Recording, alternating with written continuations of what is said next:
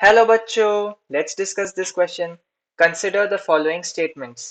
पहला स्टेटमेंट है JB Sumner coined the term enzyme, और दूसरा स्टेटमेंट है JB Sumner prepared a pure crystalline form of urease enzyme from jack beans. Choose the correct option. A statement 1 is correct but 2 is incorrect. B statement 1 is incorrect but 2 is correct. C both statements 1 and 2 are correct.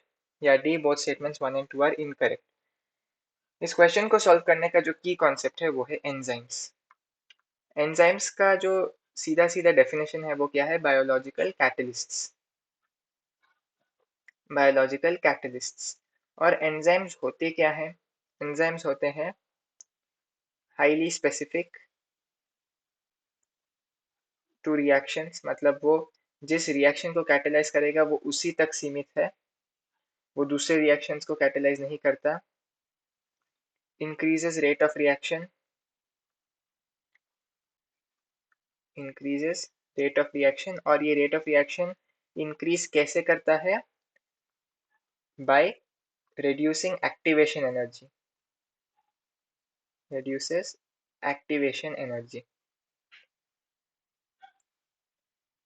अभी यदि हम enzymes के ज़रा सा history में जाए कि उनकी डिस्कवरी कैसे हुई, ये टर्म कैसे आया, तो ये जो टर्म है एंजाइम्स, ये टर्म आया था कून नाम के एक साइंटिस्ट ने इसको कॉइन किया था।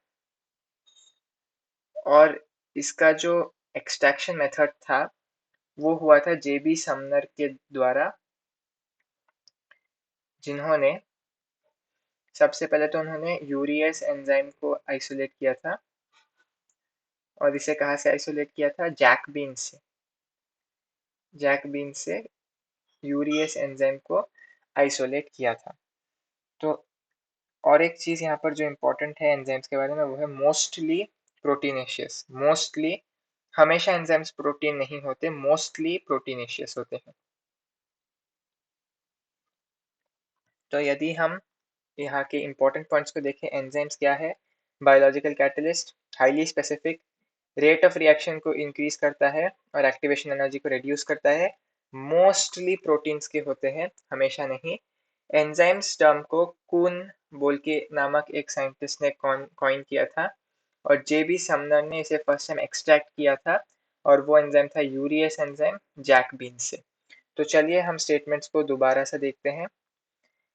पहला स्टेटमेंट है GB Sumner coin the term enzyme, ये गलत है। हमने अभी अभी देखा कि कून ने कॉइन किया था टर्म एंजाइम को। और दूसरा स्टेटमेंट है JB Sumner prepared a pure crystalline form of urease enzyme from jack beans, ये सही है। तो statement 1 is incorrect but 2 is correct. तो चलिए ऑप्शंस देखते हैं। A statement 1 is correct but 2 is incorrect, गलत। B statement 1 is incorrect but 2 is correct, ये सही है। C both statements 1 and 2 are correct, गलत। D both statements 1 and 2 are incorrect, भी गलत है। So the correct option to this question is option B. Statement 1 is incorrect but 2 is correct. Hope you have understood it well. All the best.